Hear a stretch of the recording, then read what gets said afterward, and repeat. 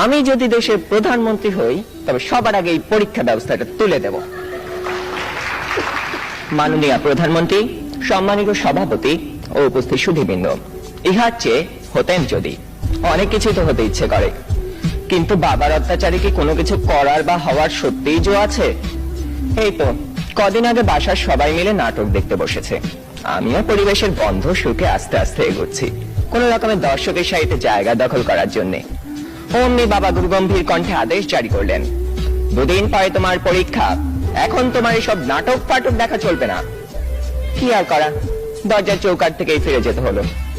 যেতে যেতেই শুনতে পেলাম নাটকের ছেলেটি তার বাবাকে বলছে, আমি এবার পরীক্ষা দেব না।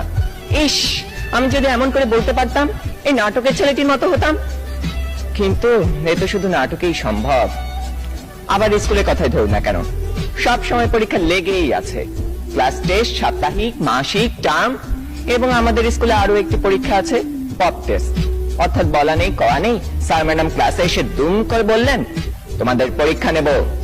কি জ্বালা, এমনিতেই পরীক্ষার ভয় বাঁচি না, তা আবার এই পপ টেস্টের ভয় রাত দিন কাঁটা হয়ে থাকতে হয়। জনান্তিকে বলে রাখি, আমি যদি দেশের প্রধানমন্ত্রী হই তবে সবার আগে এই পরীক্ষা ব্যবস্থাটা তুলে দেব। এরই মধ্যে একজন বন্ধু ইশারা করলো, এনেছি। বুঝতে পারলাম গতকাল তাকে হুমায়ুন আহমেদের বোতল ভূত বইটা আনতে বলেছিলাম।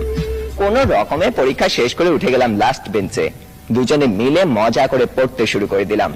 গল্পে আছে হুমায়ুন ভূত পুষে, তা আবার বোতলে করে পকেটে রাখে, সে ভূতের খাবার চাঁদের আলো। ক্লাসের একজন যখন একথা বলে দিল, তখন অঙ্ক স্যার বোতলটা নিয়ে ভূতটাকে এক ঢোকে পেটের ভিতর চালান করে দিলেন।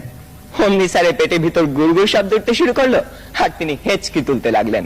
দম ফাটিয়ে হাসতে যাব, হঠাৎ কানে টান পড়তেই শটান দাঁড়িয়ে গেলাম। বইটা পড়তে পড়তে টেরই পাইনি কখন ইংরেজি ম্যাডাম চলে গেছেন আর এসেছেন জমদূত প্রায় আমাদের অঙ্ক স্যার।